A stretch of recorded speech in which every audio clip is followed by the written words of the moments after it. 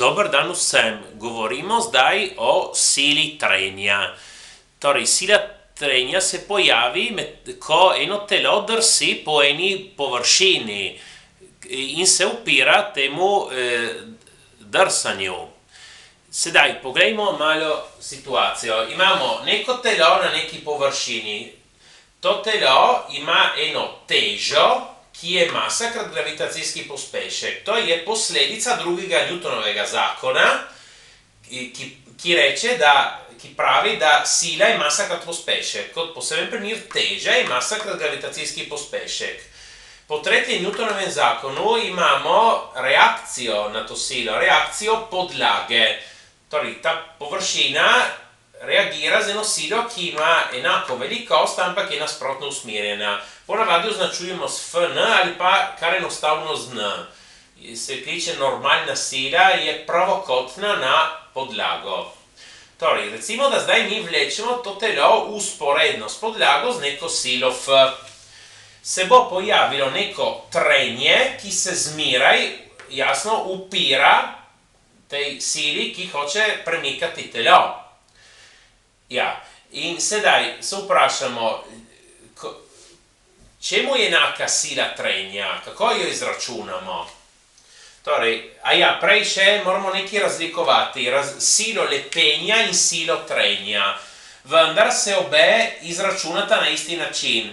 Kdaj govorimo o sili lepenja? Ko je telo miruje na površini in ga začnemo vleči, tisto, kar se upira, je sila lepenja in nasplošno je večja od sile trenja. Sila trenja pa se pojavi, ko je telo že v gibanju in ga naprej vlečemo, se še upira, ampak se zmeri manj upira kot na začetku, ko miruje. Obe izračunamo na isti način, bom kar napisal Ft, sila trenja, za lepenja, torej, od česa je odvisna?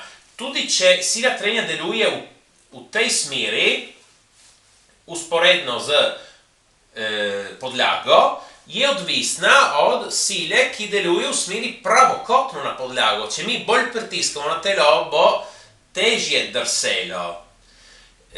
Ponavadi rabimo prav ta Fn, se označuje. Torej, sila trenja je odvisna od komponente sile pravokotne na podlago, ki jo množimo z nekim koeficientom, ki se navadno označi mu.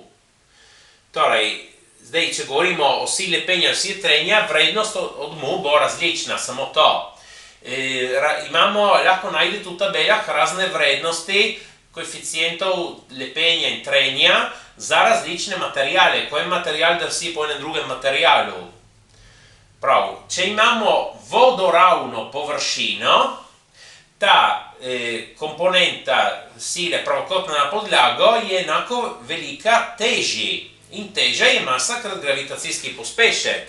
Torej, v tem primeru vodoravne podlage imamo, da sila trenja je ta koeficient mu krat m krat g.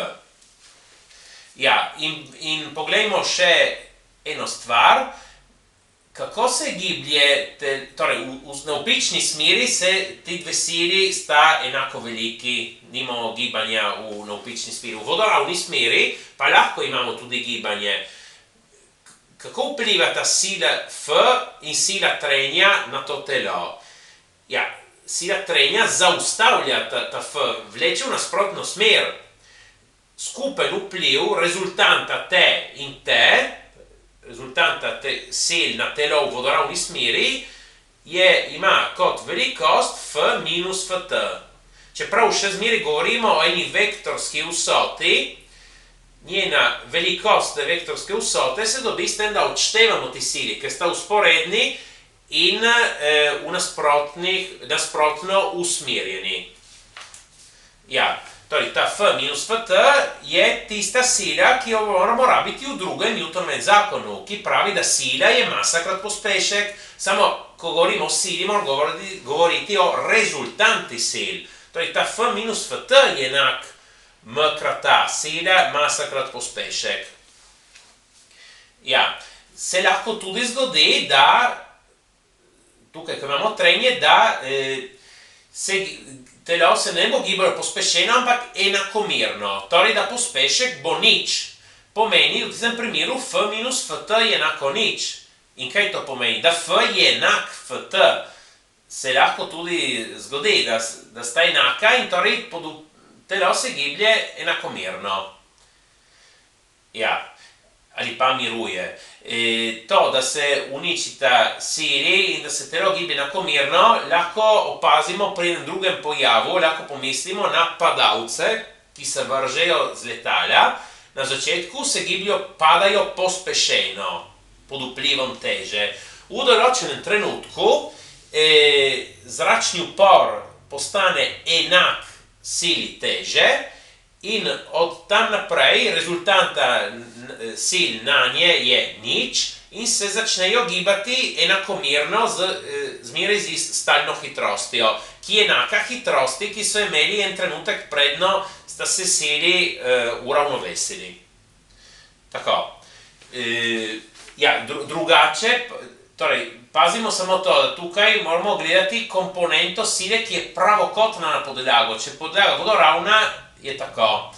Če pa podlaga ni vodoravna, jo imamo pod določenim kotom, torej imamo en klanec, postane bolj zapleteno, to vidimo v nekem drugem videu. Prosim, všečkajte in upišite se. Hvala!